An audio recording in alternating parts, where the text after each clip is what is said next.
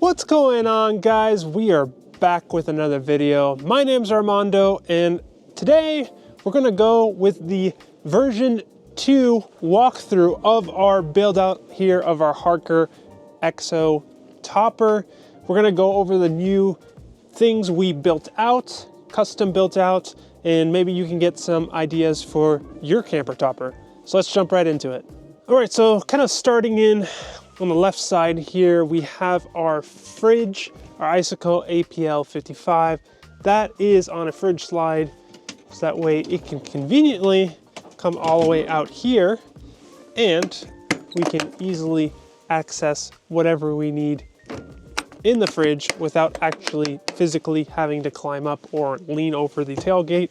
Makes it really nice. And then the platform it is on is custom built in order for it to clear the left driver's side wheel well. I had to build it up in order for the fridge to clear and lay perfectly level, which opens up some storage space underneath here where we keep our front runner kit, and also in here we also keep a floor mat here, as well as our stepping ladder that we use to get in, so it's easily accessible. And there's also a couple more tools in the back there as well. All right, so jumping now into the camper, the floor where everything is mounted, that's all new. So originally we had 1/4 inch birch, which the 1/4 inch was just a little too thin, and it ended up cracking because pretty much everything is bolted to the floor. So we upgraded to a 1/2 inch of birch. They're kind of hard to find, but typically most of your lumber stores will have it. It's a 5 by 5 foot piece of birch that I cut down, and it basically bolts down to the bed in 3 points. There's basically, you can actually see one of the screws here. It bolts in the bed there. There's a one on this side, and then there's one on the front. So it's basically held down to the bed by 3 points. It makes it very strong, and now upgrading to 1/2 inch instead of 1/4 inch, it's a lot stronger, so it's not going to crack. But with it keeping it at 1/2 inch, it's also a lot lighter because it is thinner. So all we did was basically sand it, stain it, and then seal it, and that is our entire floor for the camper. Moving on over here, this is actually the original cabinet we had in the old version, but it has been modified. So we basically had to build this little platform here because it's the same thing where the back part here has to clear the wheel well. So in order to clear the wheel well, we had to raise it so that way the drawers would be able to sit all the way back. In doing so, we gained some storage space down here. So normally I actually have a couple more tools down here for God forbid if we needed to do any repairs on the trail. I keep them down here. We have our typical drawers. These drawers are off Amazon. They're server drawers. So they just slide simply in and out, and they lock in place. So when we're going down trails, the drawers aren't sliding open. The new design also here that we have, it has our garbage can right here. If you don't know or didn't watch our Overland gear video, this is just simply a diaper bin that we painted black. It's really great for keeping the smells down inside the topper. And the reason we want it here is it can easily be accessible when we're cooking dinner and stuff outside to throw garbage here. But then if it's bad weather and we are inside, we can still access the garbage very easily just by under here. But making this a cubby here, also we made a really nice big platform here for cooking or whatever we need. We have a nice table space here for all our needs, which is a big improvement over our old design. We only had the original size of the cabinet, so it was only this part. So now adding this whole section here really enhances the interior space. And as you can see where I'm sitting here, the reason we built over the wheel wells is now we have a much wider entrance and a much bigger space being utilized. So moving on is kind of our switch situation. Before, we had these switches mounted up on this back cabinet here, which was good in theory, but actually really bad in practice because they were mounted so low. A lot of times when we were sitting here, we'd actually accidentally kick the switches. If we had a case of water or anything, they would end up running into the switches and turning things on when we didn't want to. So we got this. This is part of Harker's electronic kit that they have for all their stuff. So they were able to give us one of these, and we were able to mount all our stuff. So we have our Renogy battery monitor that shows us the percentage. As you can see, it's 100% full. And then basically we're utilizing 4 switches, which we have our interior lights. As you can see, they just turned around me. It's a really thin LED strip we found on Amazon, which I'll link down in the description. All the Amazon finds that we did for our build, I'll link down in the description. So it's a white LED, and then on the secondary switch, it's another thin LED, and it's a yellow light. I'm not sure if the camera picks up how actually yellow the light is, but it is pretty yellow, and it was due to that way if we get somewhere where there's a lot of bugs, all the bugs aren't coming inside the camper because they're attracted to the white light. So you could also technically run both at the same time if you ever found need, but that was the whole design. These LED strips are super thin, I would say about 1/4 inch wide, and that's it. And then we have our 2 exterior lights, which are really awesome as well, that I mounted up. Basically, you turn it on once, it turns it to white, and then you turn it off, turn it back on again. It toggles it to a bright yellow light. So same concept. If there's a lot of bugs, you can switch it to the yellow light, or if you want not as bright of a light, you can switch it to that yellow light, and it's on either side of the camper.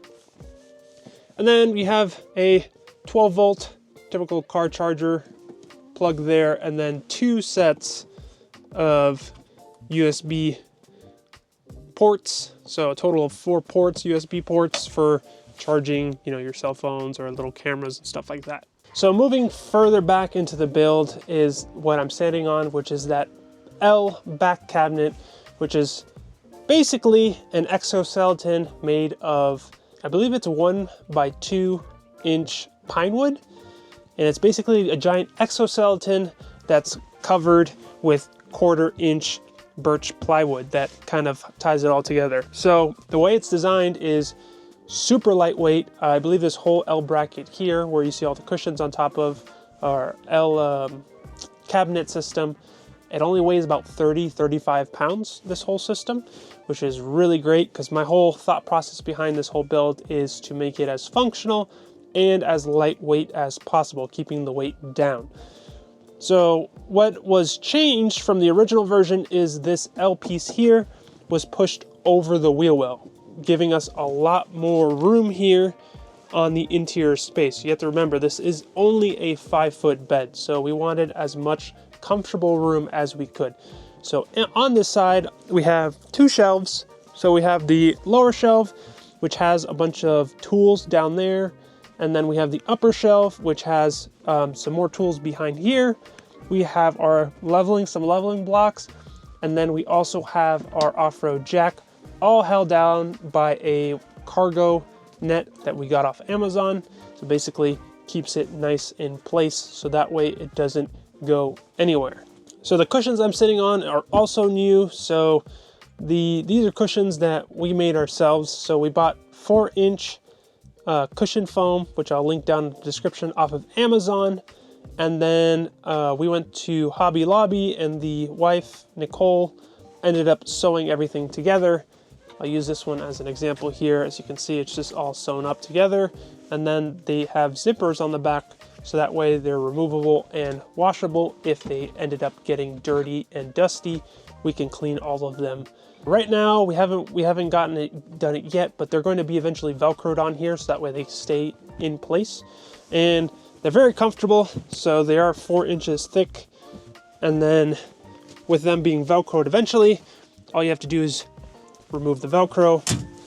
And then we have our cabinet system back here. It's simply just drilled out a hole in the middle and then it's held on by magnets, so that way these tops of the cabinets don't go anywhere when you're going down a trail, but can simply be pulled off just like that. And then we have our storage, which how I utilize this storage is pretty efficiently. So we have our toilet system there, and then we have our 2 5-gallon jerry cans of water right here. And then also moving right next to it, we have our shower system geyser. And then we have down there, that blue thing is basically full of kitty litter that we use for the restroom.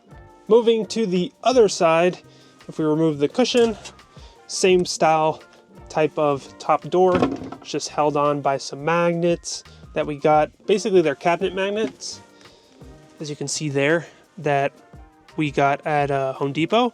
And then on this side, we got pretty much a bunch of random stuff. We got our propane firebox pit, and then basically all our cooking supplies. So this is our hose to extend. We got our backup propane canister, and then our jet boil system. So upon removing everything from that storage here, we have a shelf, which is the same system on magnets. It can be easily removed, so that way I can have access, if I ever needed it, to my 300 Renogy amp battery, which also has my fuse box here that, you know, things are obviously properly fused, as well as we also have in here the high boost cell phone signal booster, which we'll have an upcoming dedicated video on that, on testing and everything. What we also have here, as you can see here, this is a little more botched, but you don't really see it, so I never really painted it or cleaned it up. But basically this is what the fridge is plugged into. It's the 12-volt connection that plugs into the fridge, and then obviously it goes to that fuse box. And then coming up here, what's connected to that battery is our 2000 watt inverter and our 50 to 50 amp DC to DC charger that is connected to a 200 watt solar panel on the roof, and then it's connected to my alternator. You can also see, with everything also removed, you can see that kind of exoskeleton I was talking about earlier. You can see it's all this 2x1 wood that's all throughout, and basically, like I said, all the panels you're seeing are all just 1/4 inch birch plywood. So it's super thin. It's just enough to make basically a division, and that's it. So obviously along the back walls we have our netting that we use to just hold random things. You can see here we have a bunch of cleaning stuff, and then just a bunch of random things. Typically we can put like clothes that we're going to wear the next morning and whatnot in there. And then on this side, which may be wondering what this is, these are basically just travel bags that are used for shoes, and all we did was super glue some Velcro on the back, as you can see here, so that way you can Velcro on the side carpet, but that way when we come in we can stick our shoes up in here, so that way we're not tripping all over them on the floor. The last piece I wanted to show you is actually up top here on our sleeping platform. Now obviously this varies from topper to topper, but since the top of ours is carpet, we got this little kind of storage unit that we once again hot glued some Velcro strips on the back so we can hang it up, and then that way when we go to bed we can put our phones, we can put our keys, and we can put a bunch of other stuff up here to hold while we go to bed, so it's not on the bed or in the way in the morning, and it can be easily found and accessible. The other thing we recently added is these cabinet lights. So these are cabinet lights that are found underneath. They're fully battery powered, same thing. It's just Velcro that I put on the back of this, and these apparently have battery for like 19 hours, and they're used typically on the bottom of cabinets, but it's a perfect solution because it's nice and thin, so it can stay up top, and it basically, when it's fully on bright, it lights up this whole area of light, so getting up into the bed at night, it's not too dark up in here, and I didn't have to worry about or figure out how to run some lights up top. So kind of a cool thing. I'll link it down below. Let me show you where the other one of these, because they do come in a 2-pack. So as I just mentioned, those under cabinet lights come in a 2-pack. The other one we have right here on the tailgate. So actually how those are supposed to mount is they come with these magnets that have double-sided tape on the back of it, and that's how they're supposed to mount under the cabinet. I actually used the proper mounting solution for here on this tailgate, on this hatch here. So I can just simply put it on here, and then we have a nice light out here because the lighting in there doesn't really reach out here. So this is super helpful to have that like there. And we've gone down trails and the magnet actually holds up pretty well and it hasn't been knocked off. But if you ever were worried about it knock off, you can just simply take it off and I can put it in the cabinet or whatnot if I was worried about it falling off. But so far it's been holding up there just fine. Well, hopefully you found this video interesting and maybe useful in your case where you could implement something we DIY'd here into your own personal build. If you liked the video, make sure to leave a like and subscribe if you guys aren't, so you don't miss any more awesome videos. And we'll see you guys in the next one.